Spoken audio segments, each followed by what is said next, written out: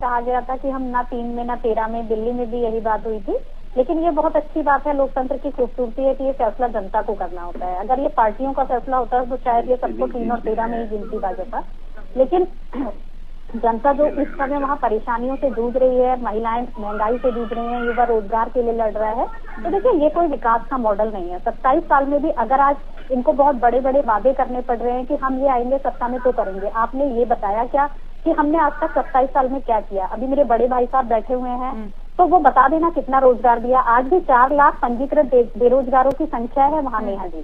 तो सोचिए कि कितनी बदहाल स्थिति है। आज ही मैं देख रही थी तो किसी एक जगह गांव में वहाँ बहिष्कार किया है क्योंकि वहाँ सड़कें टूटी हुई हैं गुजरात में, तो उन लोगों ने चुनाव का बहिष्कार किया। तो ऐसे मामले जब सामने आते हैं, और बिजली की बात देखिए, बिजली सबसे ज्यादा महंगी गुजरात में है, तो जो इस तरह के सारे मामले हैं, तो जनता को आपने क्या दिया? ये भ्रष्टाचार की पोल तो आपके मोरबी मॉडल में खोली कि घड़ी बनाने वाली कंपनी को आप देते हैं, 2 करोड़ का ठेका होता है, 12 लाख का काम होता है, 141 लोगों से ज्यादा की मौत हो जाती है। तो ये क्या गुजरात का मॉडल है? और फिर माननीय मोदी जी ने वादा किया था कि 2 करोड़ रोजगार। देखिए नेहा जी, जिस तरह से ये अपने ट्रैक रिकॉर्ड की बात कर रहे हैं, जितनी भी सभाएं हुई हैं, चाहे हमारे गृह मंत्री जी का भाषण सुन लीजिए, माननीय नरेंद्र मोदी जी का भाषण सुन लीजिए, असम के मुख्यमंत्री जी आए, हेमंत बिस्वा शर्मा जी, उनका भाषण सुन लीजिए, इन्होंने क्या विकास की बात की?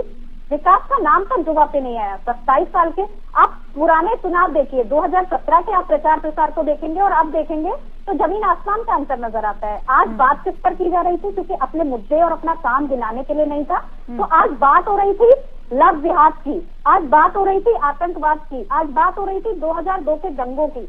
तो भाई आपको ये बात क्यों करनी पड़ रही है जनता के सामने? क्योंकि आपने जो 27 साल का विकास किया वो काम आपके पास गिनाने के लिए नहीं है। प्रमोद जी जवाब दीजिए, ये बातें क्यों करनी पड़ रही है? गुजरात के बेसिक मुद्दे का है, आपने नहीं किया। इतनी उम्मीदें हैं। देखिए नेहा जी, जीतने के लिए वहाँ गुजरात में 92 सीट का आंकड़ा चाहिए और आम आदमी पार्टी इस आंकड़े को पार करेगी। और देखिए इस तरह से जो व्यक्तिगत हमले लगातार हो रहे हैं, या मैं अभी डिबेट में भी देख रही हूँ एक दूसरे पर चीटाकशी, क्या गुजरात की जनता को व्यक्तिगत टिप्पणी से मतलब है या गुजरात की जनता को अपने विकास से मतलब है?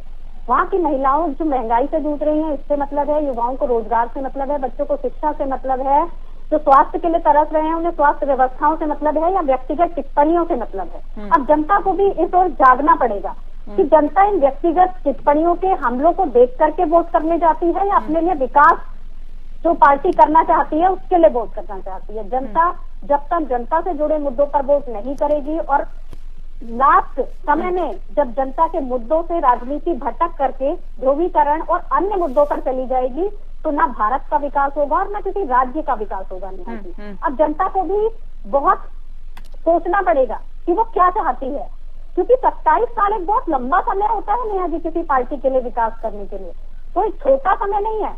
5 साल सत्ता मिलती है किसी को तो ये कह दिया जाता है कि 5 साल और दीजिए, समय कम था, हमें विकास करना है। लेकिन 27 साल एक लंबा अरसा होता है और उसके बाद भी यदि विकास नहीं होता, वो भी डबल इंजन की सरकार में, तो ये बहुत ही शर्मनाक बात है।